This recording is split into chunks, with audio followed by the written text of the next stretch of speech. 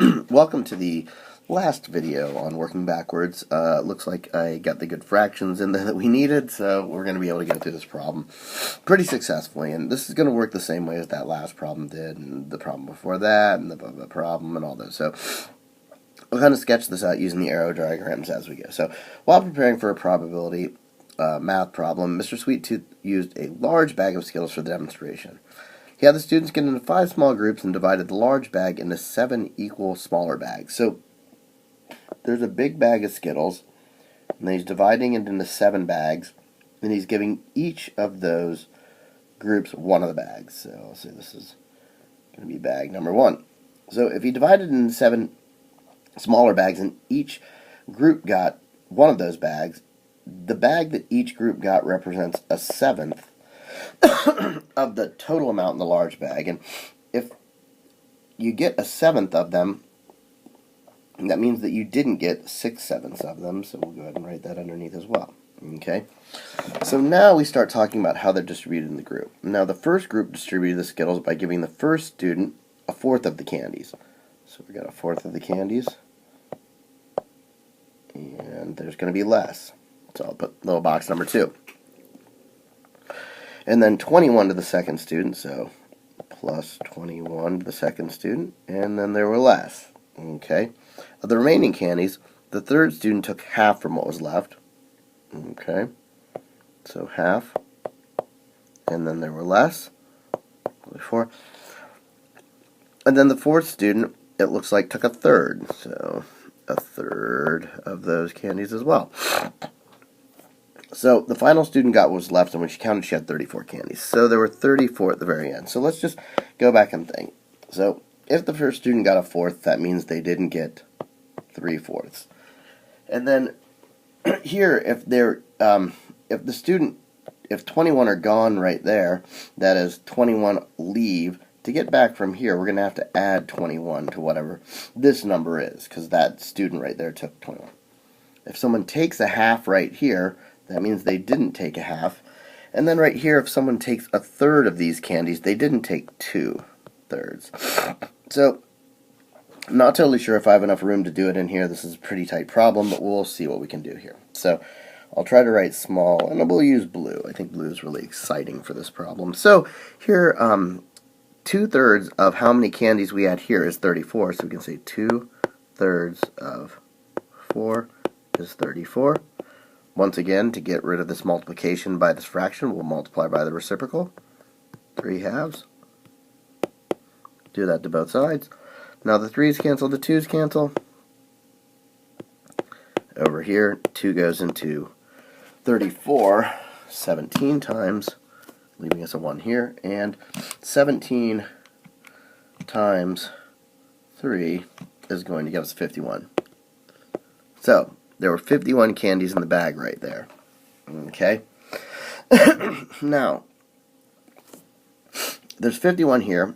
This student took a half, meaning there's half left. And most people can figure out, if there's half left, we're going to have to double this 51 to get back here. So there's really 102 candies at that stage right here. Now, the student that was right here took 21 candies for themselves.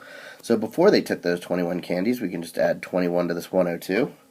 And that's going to give us 123.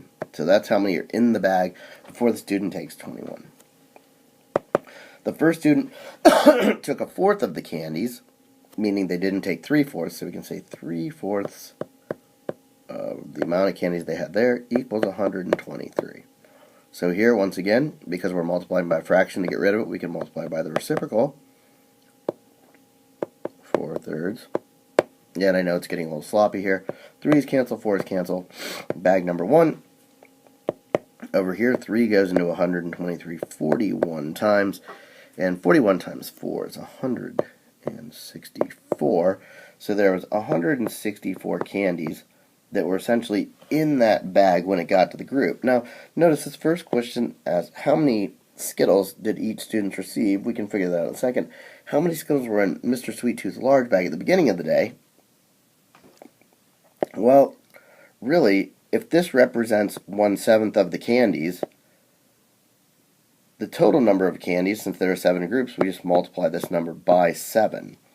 So it's a little bit different than the 6/7 I was talking about before, because we're not talking about how many was remaining, we're talking about how many total there were.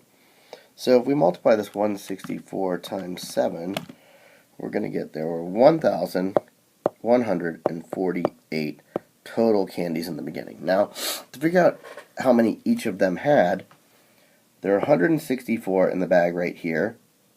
A student took a fourth, so we think a fourth of 164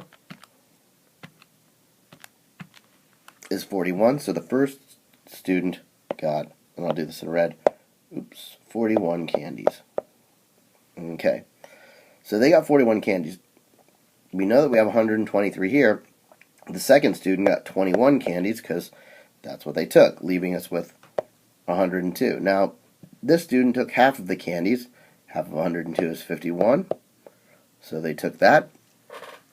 And then finally, the last student took 1/3 of the candies. 1/3 of 51 is 17. So we got 17 candies right here. And then the last student had 34. So if there's more space, I would write it out. That's exactly how many candies each of the students got. But that's essentially how that problem works. Okay, so this last one, it says Rick walked from Santa Clara to Palo Alto. Now, I'll just say here's SC, Santa Clara, and we're walking to Palo Alto, PA. Okay. Now, it seems that it took 1 hour and 25 minutes to walk from Santa Clara to Los Altos. So there's a little stop off in the middle here. So we could say 1 hour and 25 minutes. And then it took 25 minutes to walk from Los Altos to Palo Alto. 25 minutes right there. And put some dots right there. And he arrived at Palo Alto at 2:45. So what time did he leave Santa Clara? So working backwards, if he got here at 2:45, well, we can figure out when he was in Los Altos by subtracting 25. So if we subtract 25 minutes from 2:45 p.m., that is going to be 2:20 p.m. Okay. Now, working backwards again, here we're subtracting this hour and 25 minutes off to figure out when we get to Santa Clara, or when we left Santa Clara. Now, if we take the hour off, that'd be 1:20. So that just taking the hour off the 2 right there, we're at 1:20. Then we need to take 25 minutes. Well, 25 minutes before 1:20 is actually 12:55, and that is the time that Rick left Santa Clara. So, hopefully that made sense. Let me know if you have any comments or concerns about this, and that was Working Backwards.